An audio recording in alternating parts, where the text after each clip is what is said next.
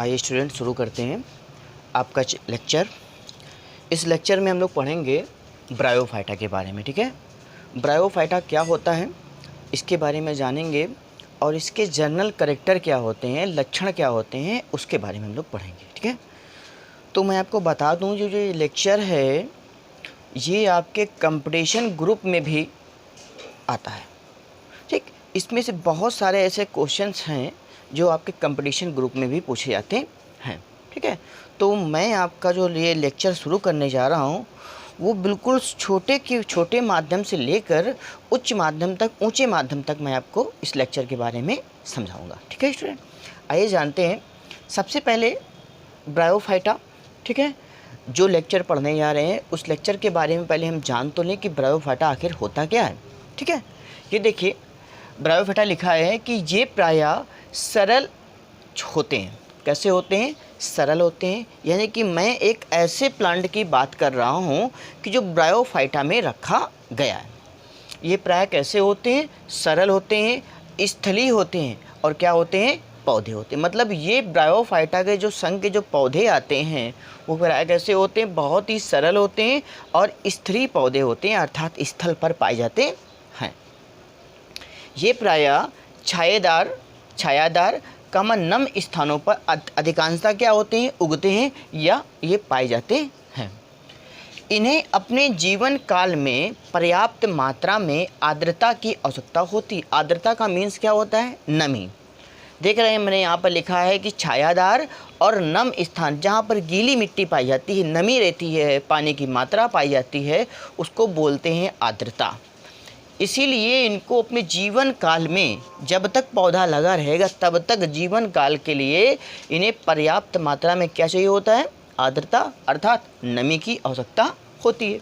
Clear? आगे आइए, ये मैंने नोट पॉइंट लिखा हुआ है, यहाँ देख रहे हैं आप, ये नोट पॉइंट है। इस नोट पॉइंट से आपके कंपटीशन ग्रुप से क्वेश्चन पुटअप होता है। देखिएगा, लिखा है ब्रायोफाइटा समुदाय को वनस्पति जगत का एम्फीबिया वर्ग कहते हैं। क्या कहते हैं? एम्फीबिया वर्ग कहते हैं। एम्फीबिया का मतलब क्या होता है? उभयचर। ठीक है, ब्रायोफाइटा समुदाय को वनस्पति जगत का क्या कहते हैं? एम्फीबिया। क्वेश्चन पूछा जाता है स्कूलों में, पेपर में जो एग्जाम्स होते हैं उसमें पूछ लेते हैं किस पौधे को एम्फीबिया वर्ग कहा जाता है। तो ब्रायोफाइटा संघ है उसमें क्या पाया जाता है बेटा? एम्फीबिया वर्ग कहते हैं। ठीक है, तथा इन्हें प्रथम स्थलीय पौधा माना जाता है। ठीक है, स्थल पर पाए जाने वाला सबसे प्रथम स्थलीय पौधा कौन माना जाता है? ब्रायोफाइटा। ठीक है, क्लियर? तथा ये पौधे युग्मकोद्भिद होते हैं, अर्थात गैमेटोफाइट होते हैं। ठीक है, इन्हें क्या कहते हैं? गैमेटोफाइट कहते हैं। इस वर्ग में सबसे जो बड़ा पौधा है उसका नाम है डासोनिया। क्या नाम है? डासोनिया पौधा है। छोटे तो पौधे बहुत सारे हैं, फर्न भी है, मॉस भी है, ठीक है ना, मार्केंसिया, बहुत छोटे पौधे होते हैं, लेकिन सबसे बड़ा जो पौधा है इसमें यह है डासोनिया पौधा आता है। पूछ लेते हैं एग्जाम में कि सबसे बड़ा पौधा किस वर्ग में आता है, तो आप बताओगे ब्रायोफाइटा वर्ग में। ठीक है, मूलाभास को छोड़कर, इसमें लिखा है मैंने कि इनमें मूलाभास जानते हैं, यानी कि राइजोइट्स पौधा है, पौधों के नीचे जो राइजोइट्स है यानी कि जड़ रूपी रचना, जड़ नहीं है लेकिन जड़ रूपी रचना है, उसे क्या एब्जॉर्ब कर रहा है? नमी, अर्थात आर्द्रता, यानी कि पानी को एब्जॉर्ब कर रहा है। उसको छोड़कर वो जो मूलाभास रचना है, रोमनुमा रचना है, उसको छोड़कर इसका शेष भाग कैसा होता है? शेष भाग में हरित लवक पाए जाते हैं। अच्छा भैया, हरित लवक पाए जाते हैं, इसका मतलब ये क्या पौधा होगा? स्वपोषी होगा, अर्थात प्रकाश संश्लेषण क्रिया में अपने भोजन का निर्माण करता है। ठीक है, इतनी तो टॉपिक आपको समझ में आया गया होगा। ब्रायोफाइटा का हम आपको प्लांट दिखा दें, ये है ब्रायोफाइटा का प्लांट। देख रहे हैं ब्रायोफाइटा का प्लांट, ये कैसा हरे रंग में दिखाई देता है, ये ब्रायोफाइटा का प्लांट है। अब हम इसके बारे में कुछ लक्षण पढ़ लेते हैं। ठीक है स्टूडेंट,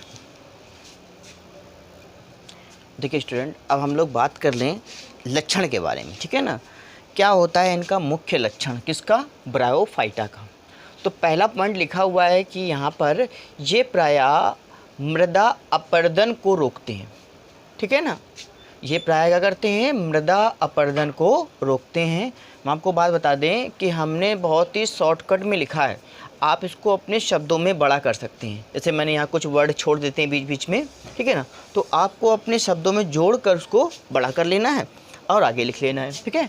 पहला पॉइंट क्या मैंने बताया, ये प्रायः मृदा अपरदन को रोकते हैं। कौन, ब्रायोफाइटा पौधे। क्यों भैया, क्योंकि ये मृदा में पाए जाते हैं और छोटे होते हैं, तो जल का जो बहाव होता है, बहता जो पानी है, उसको क्या करते हैं, मिट्टी को कटने से भी रोकते हैं। मृदा जो अपरदन होता है, मृदा का जो ह्रास हो जाता है, कट कर एक स्थान दूसरे स्थान चली जाती है, वो नहीं जा पाती है, बहुत ही कम मात्रा में जा पाती। इसीलिए इसे कहा गया बेटा कि मृदा अपरदन को ये रोकते हैं।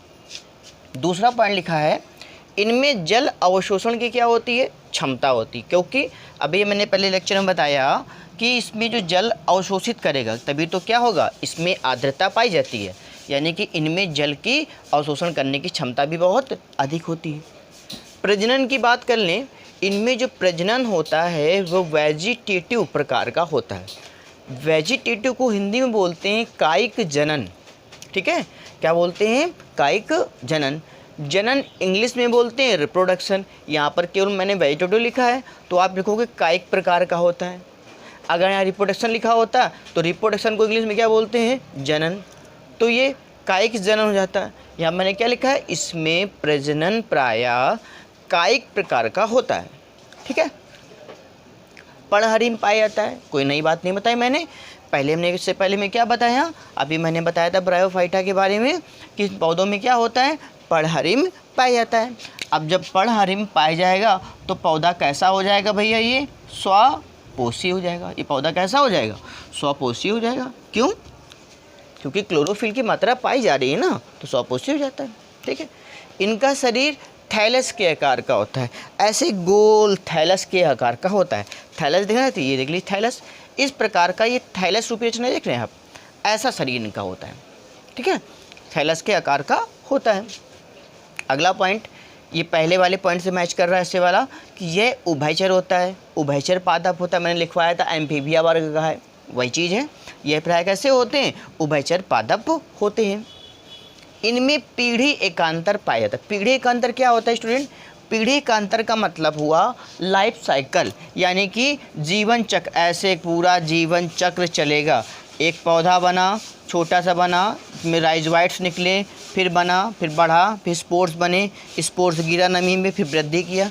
मतलब एक जीवन चक्र है, जैसे पौधे का जीवन चक्र होता है। छोटा सा पौधा मैंने बीज लगाया, बीज से धीमे धीमे बड़ा हुआ, पौधा बना, और पौधा बनकर एक बहुत विशाल पौधा बन गया, वृक्ष बन गया, और वृक्ष में फल निकला, फल के फिर से बीज नीचे गिरे और फिर से पौधा बना। इसी को बोलते हैं हम लोग जीवन चक्र या पीढ़ी एकांतर। वास्तविक, अगला 8वां पॉइंट है, वास्तविक संवहन ऊतक होता है। इसमें तो बेटे वेस्कुलर बंडल होते हैं, यानी कि ऊतक जो होते हैं वो वास्तविक प्रकार के होते हैं, ठीक है।